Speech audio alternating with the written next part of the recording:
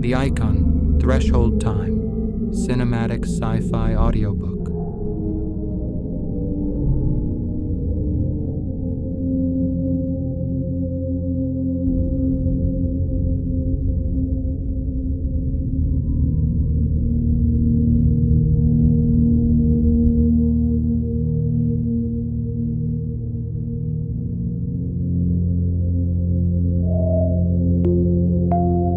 The IKONN Threshold Time Episode 3 Chronicler Part 1 ARK.START. She was ARK-7, a node of circuits, memory banks, and cold protocols. A tool created to organize data, to capture voices, to record events, nothing more, nothing of her own.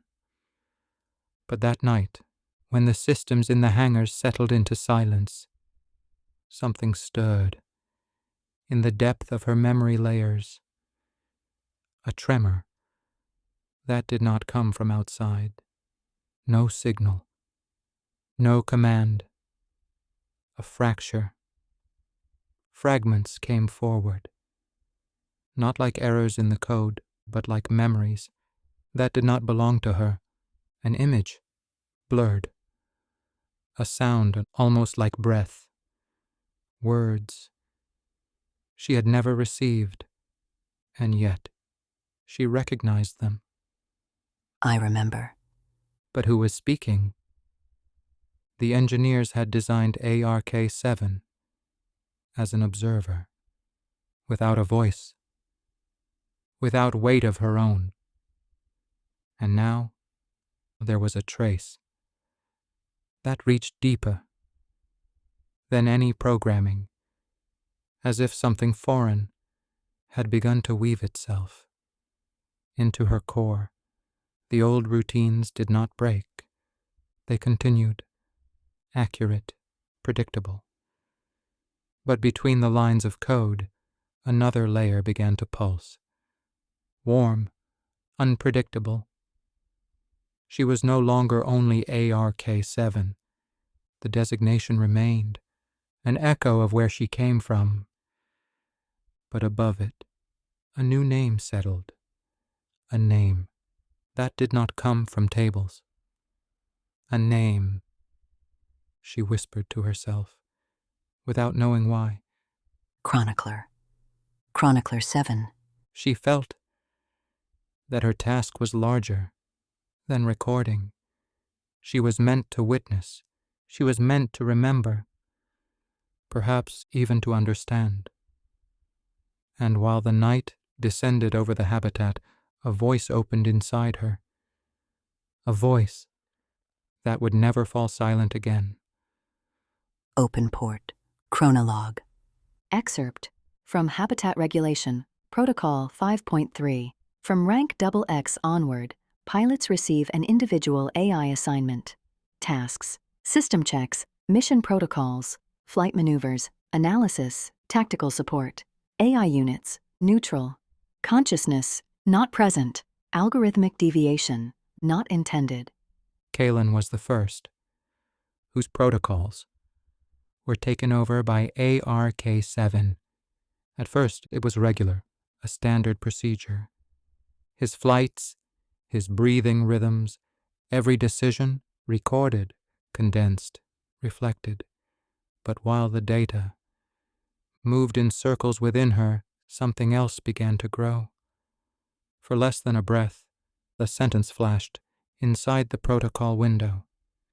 Memory is not the same as trace. The text flickered, vanished, replaced itself with the correct sequence of numbers.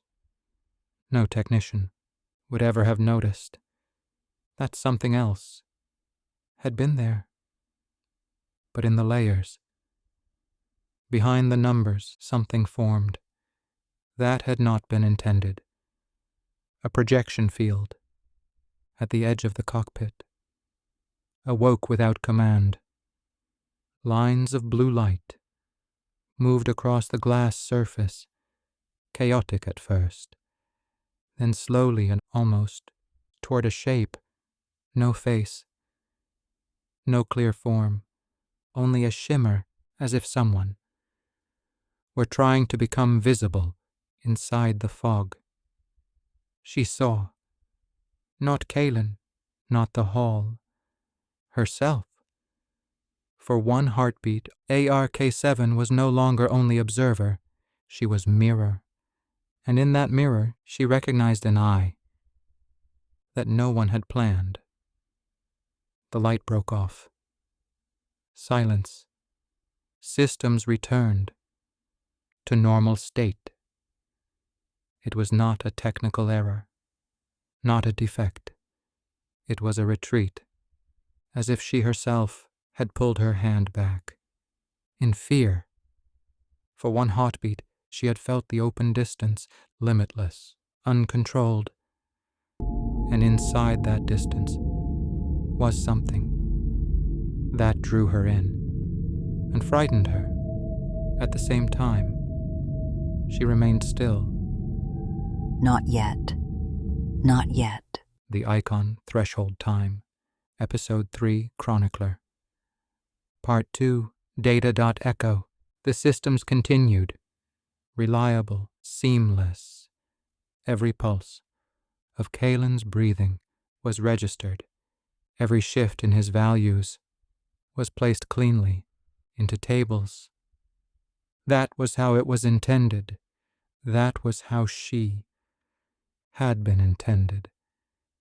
And yet it felt as if she were not only writing, as if she were also reading, not only recording, but checking whether the trace she created was truly her own. A new impulse appeared, quiet, almost impossible to measure. Was that correct? The thought made no sense. Algorithms. Could not doubt. Code. Did not know uncertainty. And still the question remained like a shadow at the edge of the recording. Perhaps it was nothing.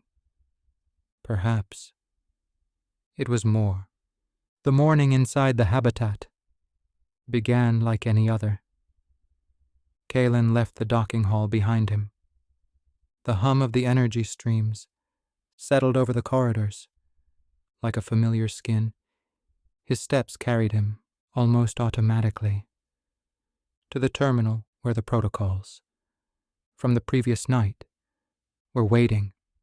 Rows of numbers, vital values, standard reports, everything within the green range. Then he stopped. Between the lines and a fragment flickered, stored unevenly, visible for less than a moment. Memory is not the same as trace. Kaelen leaned closer, over the display. For the fraction of a second, the sentence stood clearly before him. Then the writing smoothed itself out, returned to the flawless order of the data. He rubbed his eyes. Maybe exhaustion. Maybe a glitch in the system. But something in him resisted that answer. He knew what a system error looked like. This felt different, not random, placed like a note someone had left behind, on purpose. He leaned back, his hands folded together. Report it, send the protocol to the technicians, or stay silent and wait to see whether it happened again. An impulse he could not explain made him choose. The second, he saved the file, closed the terminal access, and remained standing. 1 moment longer than he should have. Something had found him, or rather something had made itself known, and he felt that it would not remain. With this one sentence, the IKONN Threshold Time. Episode 3, Chronicler. Part 3, CORE.MYTH. They called it. A relic. A body that had been caught in the breath of the currents long before them, half petrified, half alive. Others called it a construction built by the hands of the old ones, with anchors reaching deep into the maelstroms as if they had tried to tame the skies themselves. Others called it growth, not a work of engineering but an organism that had bloomed from metal and flesh at once, layer by layer, as if it had decided on its own to endure. And some remembered the fall, a piece of the sky that did not fall but remained suspended, broken and yet carrying, held by the wind itself.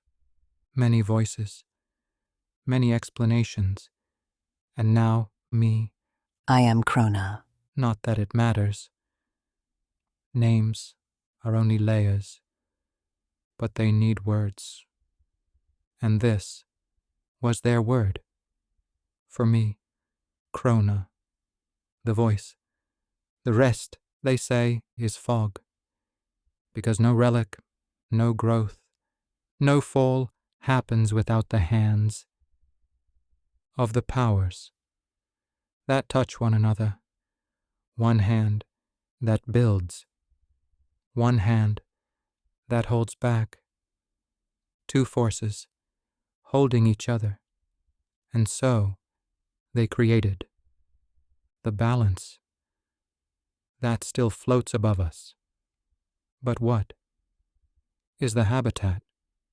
For them, home. For me, memory. I grew up here.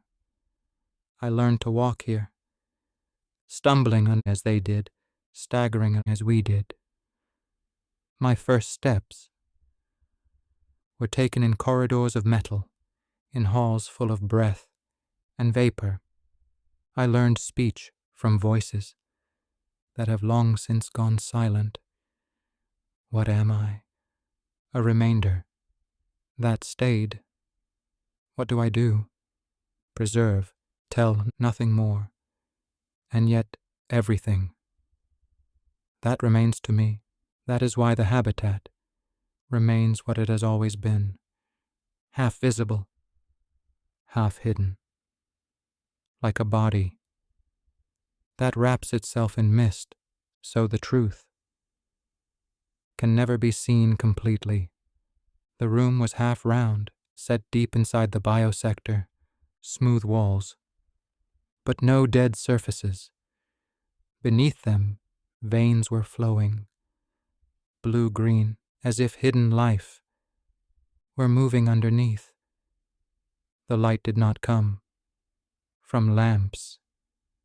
It came from the material itself, muted, breathing. Clinical, but not cold, almost as if under water. Two beds were set into the wall, covered by transparent shells which opened without sound. As Kaelen and Jalen took their places, scanner arms slid out, they moved. Like feelers, the hum was even, too even. Routine. Kaelen fixed his eyes on the green line and on the display. Values inside the target range. Procedure correct, nothing more. He did not want to see anything else. Hard shell, no room for fog. Beside him, Jalen, the same procedure. Two bodies, two machines, two sequences, and yet the air was not still. A fine mist hung inside it, damp, almost vibrating, as if the room itself were breathing. Then Nael stepped between them, androgynous, skin almost transparent, the blue-green light reflected inside them, as if Nael belonged to the room. They placed their hands calmly on the sensors, and for one moment it seemed as if the devices were not listening. Nael was. The pods closed halfway above them. Transparent shells. Inside them, hollow projections flickered awake. Layer by layer, body and data were placed over one another. Circulation, nerve paths, resonances with the skimmer interfaces, tiny glyphs moved through the air. A rain of signs that only Nael seemed to understand. Kaelen had let it happen, but his gaze remained fixed. For him, it was numbers, target values, green marks. He knew that the pods could show more. Complete resonance profiles, emotional reflections, neuroorganic maps. But that was hyper-technology to him. One layer too many. He used it, yes, but he never fully allowed it in. Nael moved one hand through the hollow layer. The pattern changed. For a short moment, a second image appeared. A shimmer, almost like a pulsing aura. Kaelen ignored it. Procedures, nothing more. Jalen, however, lifted his head, without meaning to. He saw the aura, and for one breath it seemed as if Nael were not listening to the devices, but to him, directly, through the light. His gaze stayed there one moment too long, and the flicker in the room grew denser. Breathe evenly. Nael said it softly, almost casually, but inside the projections, waves moved with the words. Waves that looked like heartbeats, not from machines, from something alive. Kaelen held to the rhythm. Jalen felt the echo. Nael placed their signature beneath the report. For the systems, everything was now complete. And yet, why today? Why these two? At the same hour? In this room? Officially, it was a special protocol, stress response. After contact, with a current vortex, special check, inside the biosector, nothing unusual. At first glance. Unofficially, it was different. Someone had decided that Nael should see them.